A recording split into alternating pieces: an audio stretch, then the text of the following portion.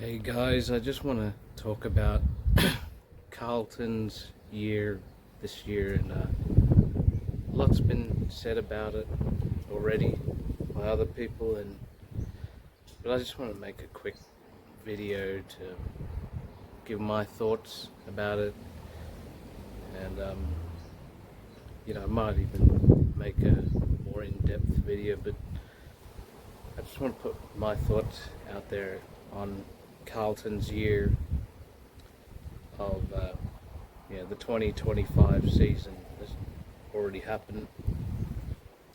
So anyway, Carlton finished in 11th spot this season.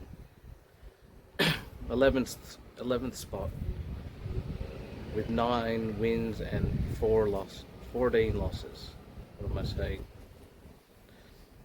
9 wins, 14 losses. And,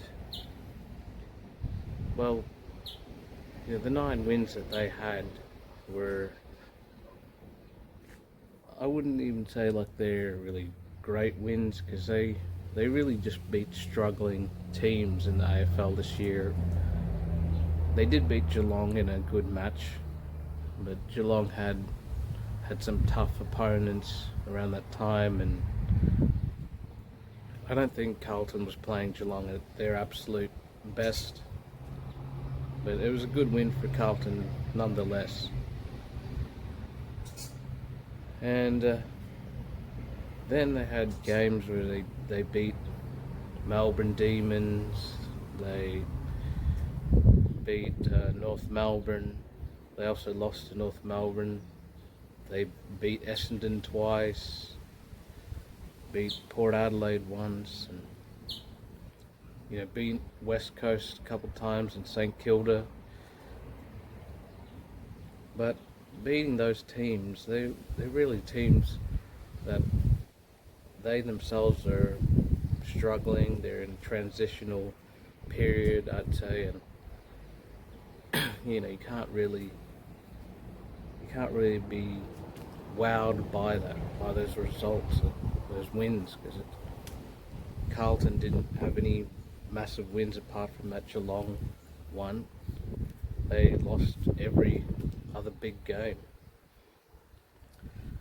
So yeah, I mean, it's just very disappointing as a Carlton fan to see them to lose to those teams like Collingwood, Hawthorn, Western Bulldogs, Sydney Swans, Giants, Adelaide Crows, of course. I mean, they lost to every big team they lost, and it just never looked like they were going to make finals. I mean, I was really hoping, but that's what I was doing. I was hoping, praying that they'd get there, but once they lost to North Melbourne in that second match they had, that just was like a dagger in the heart to see them to just lose. And it was one of the worst Carlton performances that I've ever seen. I mean, there were several games this year that they just looked absolutely in shambles. I don't even know how to describe it. It's like they forgot how to play football.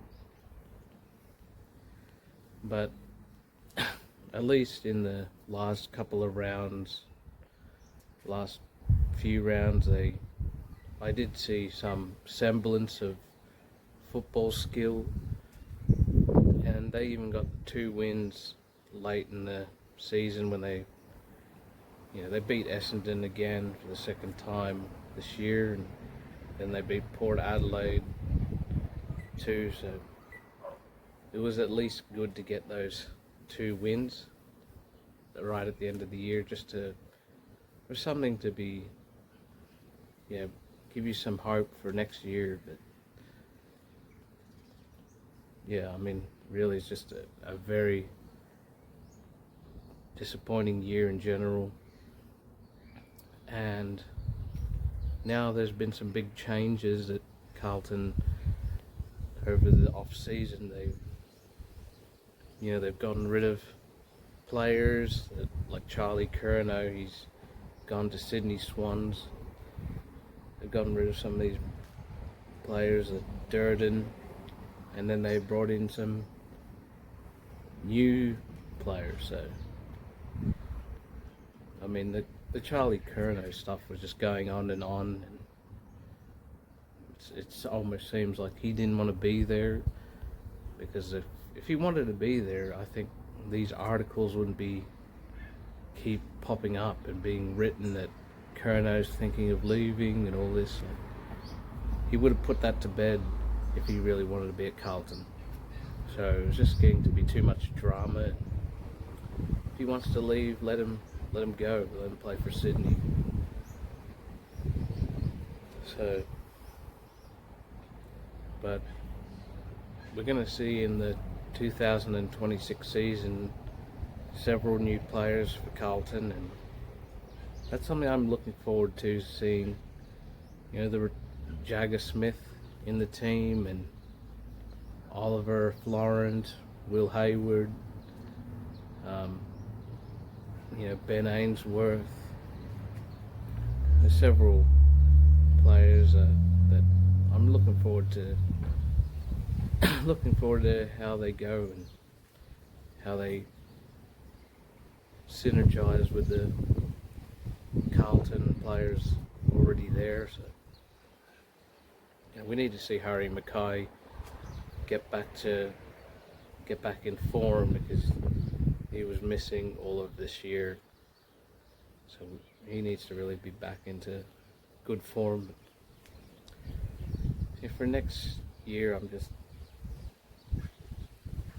if Carlton finished 11th this year, hopefully, I'm not going to hold on to hope and say, they'll make finals, because they actually have a very tough season next year.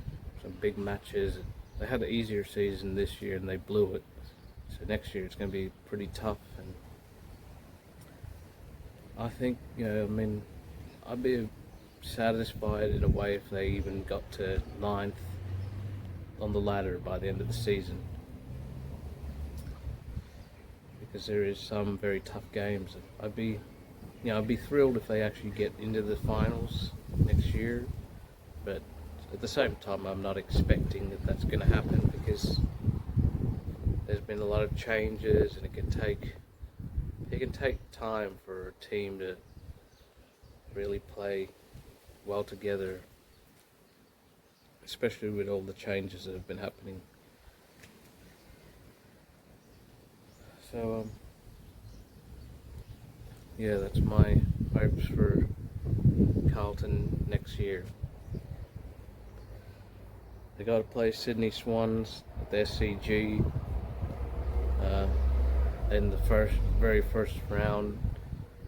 But I'm not actually hoping. I'm not going to believe that they're going to win there, because they've lost twice. They've lost so many times, and apparently they've only won 2 times since 1993 at the SCG, from what I think I heard. So we'll have to see how they go next year, and I am looking forward to Carlton's performance and these new players, how they sync up,